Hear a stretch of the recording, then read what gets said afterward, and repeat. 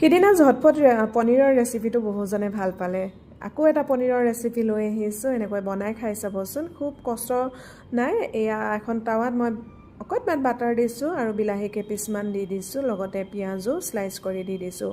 সেইখিনি গ'লে মানে মই পনীৰখিনি অলপমান কিউব কিউব কৰি কাটি ল'ম আৰু কাটোতে চাব যাতে চাইজবোৰ ধুনীয়া হয় আৰু দেখিবলৈ ভাল হ'লে খায়ো ভাল লাগে, নহয় জানো? এয়া পনীৰখিনি কাটি ল'ম আৰু তাৰ লগে লগে বাকী বস্তুবিলাকো ৰেডি কৰি গৈ থাকিম। পনীৰ কটা হৈ গ'লে তাৰ টাৱাখনৰ ওপৰত মই অকণমান গোটা মছলা ঢালিম আৰু গোটা মছলা লাগিব মোক গোটা ধনিয়া, গোটা জিৰা, ৰেড চিলি, শুকান ৰেড চিলি আৰু লগতে নহৰু আদা বেলেগকৈ মই পেষ্ট নবনাওঁ। এনেকৈ দিলে নহৰু আদাৰ কেঁচা গোন্ধটো নোহোৱা হয় আৰু খাবলৈ খুবেই টেষ্টি হয়। এয়া হৈ গৈছে, অকণমান ঠাণ্ডা হ'বলৈ দিম। সেইখন টাৱাতে মই অকণমান বাটাৰ দিলোঁ, তাতে দিম ৰেড চিলি পাউডাৰ আৰু হালধি পাউডাৰ। এইখিনি দি পেলাই মই কম জুইত পনীৰখিনি অকণমান ফ্ৰাই কৰি ল'ম। সিফালে মোৰ পেষ্ট বনাবলগীয়া বস্তুবোৰ ঠাণ্ডা হৈ গৈছে। এতিয়া মিক্সাৰ গ্ৰাইণ্ডাৰ এটাত এইখিনি পিচি ল'ম। এয়া কালাৰটো দেখিছে নহয়, খুব ধুনীয়া হ'ব দেখিবলৈ। আৰু পনীৰৰ ওপৰত মই পিঁয়াজ এটা এনেকৈ স্লাইচ কৰি দি দিম, খাবলৈ খুবেই টেষ্টি হ'ব।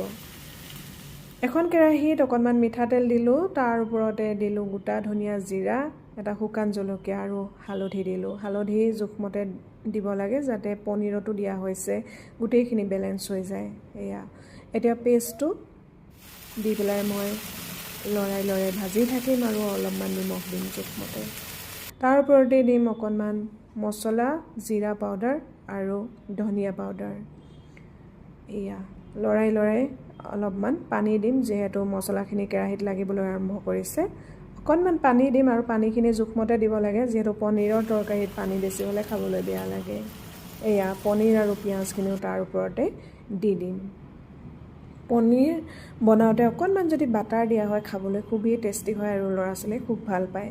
শেষত আকৌ অকণমান বাটাৰ দিলোঁ। বাটাৰটো দিওঁতে চাব যাতে বেলেঞ্চ হয়, কাৰণ আগতেও দুবাৰ বাটাৰটো দিয়া হৈছে, সেয়ে মিলাই পেলাই দিব। আৰু এয়া মেথি পাতাৰে দি পেলাই শেষত পৰিৱেশন কৰিলোঁ। এনেকৈ বনালে ভাতৰ লগতো খাই ভাল লাগে আৰু ৰুটিৰ লগতো খাই ভাল লাগে। ল'ৰা ছোৱালীৰ টিফিনতো এনেকৈ বনাই দিব পাৰে, যিহেতু বনাবলৈ সময় নালাগে। ৰাতিপুৱা সকলোৰে লৰালৰি হয় স্কুল থাকিলে, কিন্তু এই ৰেচিপিটো যদি আপুনি বস্তুবোৰ ৰেডি কৰি থয় টিফিনৰ কাৰণেও বনাই দিব পাৰে। আৰু ভিডিঅ'টো কেনে পালে জনাবলৈ নাপাহৰিব। আজিলৈ আহোঁ, বাই বাই।